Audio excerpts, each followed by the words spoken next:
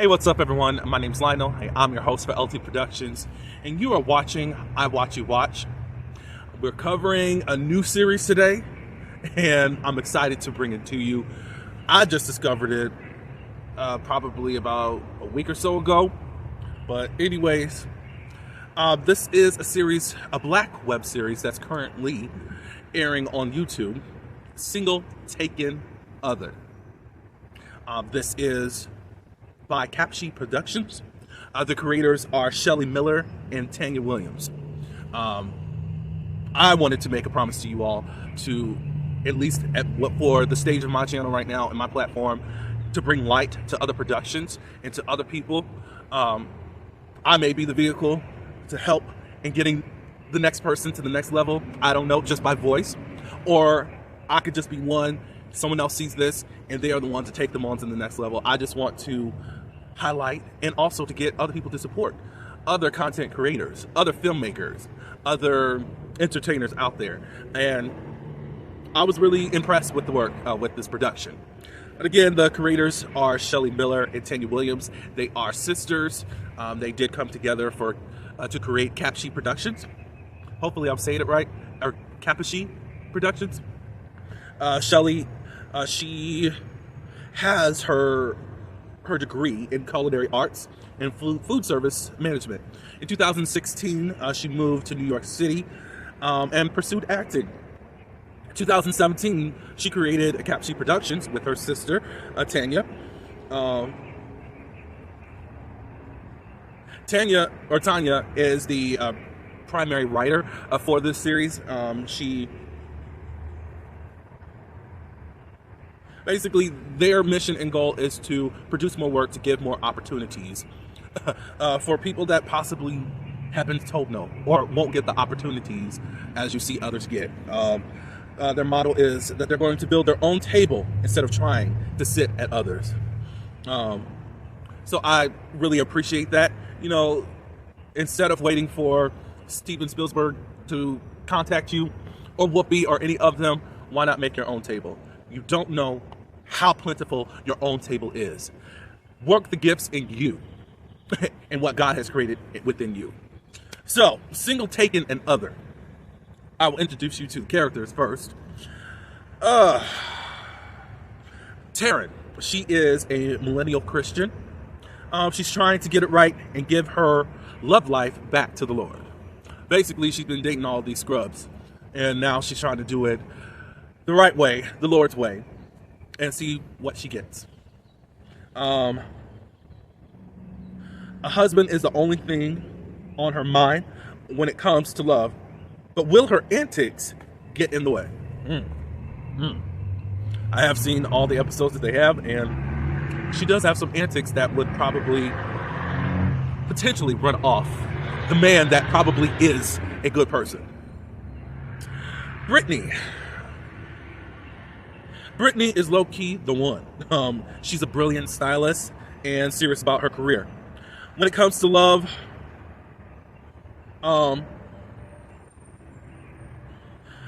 she is involved with one of the group's friends. There's 4 women and this guy that's there. They've been secretly having relationship or having relations or whatever's going on. Some people have already caught on to what's going on between them, but they think that their stuff is so hush-hush. Could Royce be the one, or is he just stringing her along? What I've noticed is that a lot of these ladies are wanting some type of label or some type of stability in these relationships or people that they're dating, and the guys that they keep hooking up with don't want that or won't define it. Here goes to Monica as an example. She's kind of clueless. She's a great writer, but when it comes to her relationship, she'd rather stay where she is than move on to something new. But is that a good thing? Because some people think like, I'd rather not go back out into the dating world and I will just tolerate what I shouldn't be tolerating in order to say that I have a relationship and a man. Kara, she's a wild child of the group. She's all about her community and giving back. Now, when it comes to these men, who needs them? Basically, you could call her, she's kind of like the Robin Givens of Boomerang. That's kind of how I will describe her a little bit. Anyways, I was very happy to find out that Capshi Productions actually filmed all this. I think they are in Miami right now. If so, shout out to you all. I'm in Palm Beach County, so shout out to my local Floridians making it happen. I do know that there's a lot of entertainment in this area, but I don't know who to connect with down here. But I'm happy for you all, and I plan to support you all and support you both. All right, so we begin with episode 1. I will bring you episode 2 on Thursday. Taryn is out on a date, and basically this guy is an F-boy. Y'all know what an F-boy is. He's not relationship material. And Taryn opens up, as many women have to do to a lot of these men. What are we? And the F-boy says, we're friends, right? Of course, that's something. Or you get the statement of, you know, what is it? They usually say, I don't want to mess things up. We're friends, you know, I'm just going with the flow. That is one of the number one statements that a lot of guys and a lot of people do use when they don't want to define anything and then act like if they put something on it, the relationship or whatever the connection is will be messed up instead of being responsible within the relationship. Yeah, so he says we're having so much fun right now and I don't want to mess things up. And then Taryn is like on Girlfriends. Our girl. Diana Ross's daughter. I forgot her name now on the show.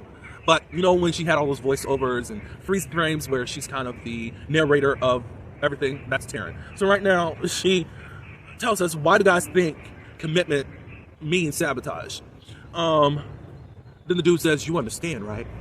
They have been dating for 3 months, and by now a guy knows if he wants to put you in the girlfriend stage, friend stage, or situationship zone. At this point, Taryn is completely turned off, and she just basically asks the waiter, check please. She's done. She's tired of situationships, and basically she just prays to the Lord, no, please save my love life. So this now has made her say, look, I surrender. I'm not going to keep going to all these men, doing it my way. I'm going to do it your way, Lord. So now we meet Monica. Monica is in a relationship with Nick. Nick basically comes to stay the night. They sleep together, and he gets up early in the morning. He receives some type of text that Monica doesn't know what's going on. And Monica said, well, why do you have to get up so early? You said that you were going to start keeping some things here so that you don't have to get up so early and all that, but you've done nothing. Basically, Nick has not shown any type of initiative that he's taking this relationship serious, and also to move to the next level. And Monica, I want to say this. When are you going to his place? You know, like, you got some keepsakes over there? Not saying that you're not doing that, but it's like, does Nick have a place of his own? Because I'm just saying, why are you waiting on this man to come to your home? What can he provide for you? Just saying. When she's asking all this stuff to Nick, he says he does enough to... Oh, I guess this is a narration. Nick does enough to keep you around, but not enough to be fully committed. Really, it's a big mystery when Nick gets up, like, am I going to see you later? It's at that point. It looks like Nick only wants to see you in the nighttime and nothing else. Because she don't even know. But Nick says, I'll call you later, as he's leaving out the front door. Or out the bedroom door. All right, so Brittany, she's on the phone with Royce. As I said before, Royce is one of the friends of the girl group, or at least they've known him for a very long time. And Brittany and Royce have been hooking up on the low, thinking nobody knows. But they're low-key boyfriend and girlfriend. He's talking on the phone, but he's out on the street about to get something from a food cart. And while they're kind of talking lovey-dovey, he at the same time is noticing the counter person for the food truck, and obviously is giving the eyes and giving seduction to this girl, and the girl is taking it. Excuse me. She takes the order and gives the order to him after preparing it, and passes her number along on the cup. And Royce is very satisfied by that. So obviously, there's a discussion that needs to be had between Brittany and Royce as to what are we also. Kara, that free spirit girl, she's probably one of my favorite ones, I think, because she's quite a spitfire. She has no love life and does not care about commitment. So she's, I think she has a trainer and she's working out with this guy. She flirts with him and just basically invites him to the sauna with empty rooms so they can go on and do what they do. Like I was saying before, she reminds me of Robin Givens' character from Boomerang back in the early 90s. Hopefully y'all are young or old enough to know about that movie. If not, go check it out. It's got Eddie Murphy, Halle Berry, Tisha Campbell's in it, David Alan Grier's in it, Eartha Kitt. Go watch it. It's a classic black cinema movie. I think it was kind of a rom-com type of movie, so go and check it out.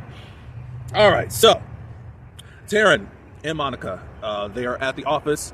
They work for, it's a magazine. I think Taryn was late, or Monica was late, I forgot which one. And we also meet Crystal. She's the office suck-up. Paul, we also meet. He has a crush on Monica, but Monica can't think of nobody but Nick. Nick, who only wants to see her at night, basically. All right, Monica. They meet with the boss. I forgot what the lady's name is, but there's a big opportunity to interview one of the top fashion moguls.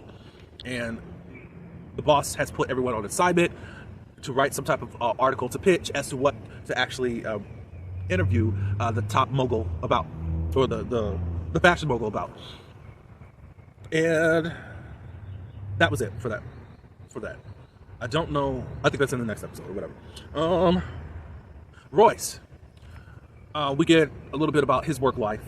He's giving a presentation to his boss and also to his colleagues. He gives it, but the boss does not like it.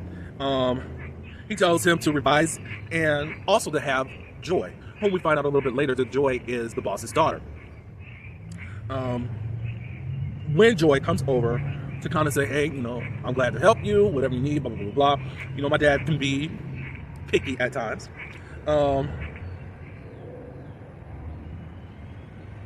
And Joy is the type of person that really wants to do the work and not just have nepotism. Let me tell you this much. If a black person could be a part of the system of nepotism, I love it. I love it. I love it. I love it. I don't care who you are. Be the nepo baby and do what you need to do, because this system in America has been so unbalanced. Take all the advantages that you can, Joy. But I do know that you want your own respect, so do what you got to do there. So the girls get together and Kara, she fills in, I guess, on something at what she was doing. She was helping to feed the homeless and take care of them, and someone calls the cops. Basically, it's illegal for someone that's an independent person to feed the homeless. This is a Florida thing, and it's actually they've made the laws a lot more stricter down here, that they're going to arrest anybody that they find that is homeless. And I don't understand. Instead of finding more programs to help people rehabilitate their lives and get them back in a great condition, that's not what Florida wants to do. So a bill was just passed on that. So yeah, Florida's quite ridiculous with that. But there's a law against trying to, against it all. And Kara wants to try to find a loophole to continue what she does. She also talks about the trainer hooking up with him.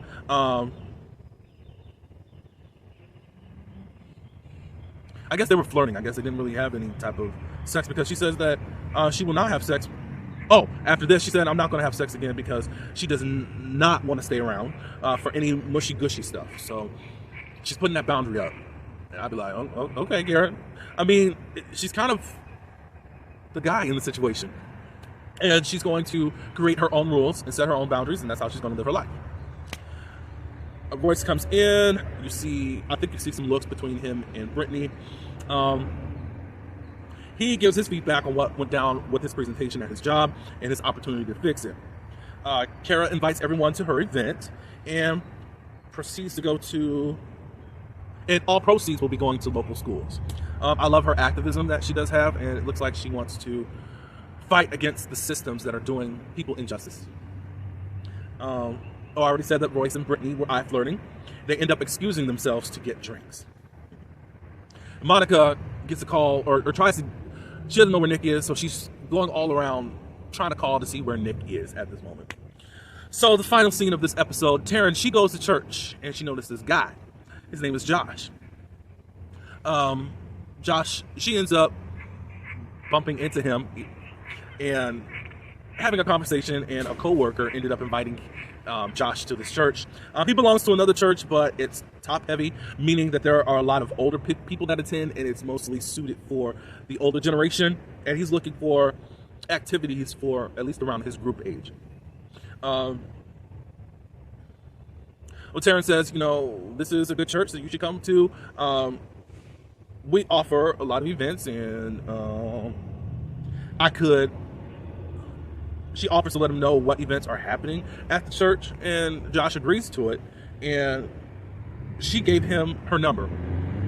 And then he accepts it, and then she turns into her own voiceover. Joan from Girlfriends. My Lord. There, I got it. She says, Lord, is this my husband? So who knows? But we're about to go on a wild ride with Taryn and Josh. It's quite interesting in how things are turned around. I love this different take that they're having with relationships. The girls are trying to pursue to make something else happen for their lives, and I'm down for the journey. Look in my description and you will see a link below of where you can watch this production, which is Single Taken Other. Until Thursday, I do appreciate everyone for coming to my channel. Please like this video, also subscribe to my channel, and leave your comments below. Until the next video, I appreciate everyone, and have a great week. Peace.